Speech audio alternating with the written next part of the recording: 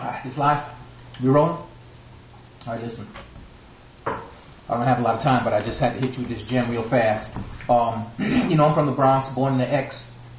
Spent almost my entire adult life there. And even during my childhood, when we moved away, I was always going back and forth because we all had family there. So I saw rap come up. I'm in my 40s now. Basically, I saw rap come up from nothing. And basically, I look at rap as the music that my generation gave to the world. This is our gift to the world. And to see it, you know, the culture become the dominant culture in this country, you know, is just amazing. I saw the music come from the basement parties to the parks, and then from the parks to the clubs and to the record companies. Over the last few years, though, I've been really critical of mainstream rap. I'm not happy with the direction that the music is taken.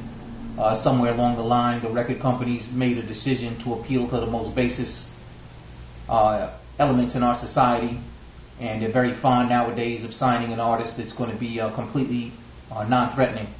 Somebody who failed to graduate from high school and can't even spell the word "the," and maybe spent 8 to 10 years in the penitentiary. And that type of person, I feel, is not on my level, and I don't believe that you have a single verse that could make a contribution to the society in general or our community specifically. I don't think that you have a single rhyme in your repertoire that can appeal to someone who's coming from an intellectually progressive position like myself, or someone who is going to be critical.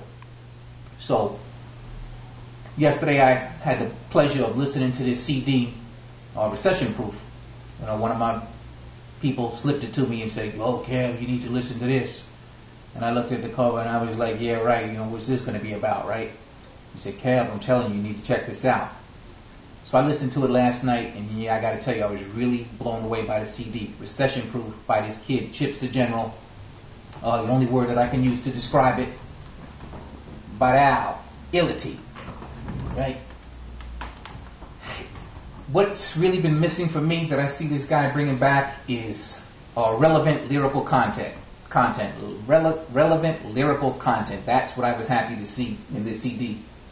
Ill music, ill lyrics, ill production values, ILLITY. He approached the album with a sense of responsibility, showed agility and versatility. He calls himself the son of hip-hop. A few years ago, or last year, whatever it was, early this year, now I said that hip-hop is dead. But what everybody didn't know is that before it died, hip-hop had a son. And that son is named Chipz Da General. So there's some big shoes that he has to fill. And here he is on his second album, fulfilling his namesake.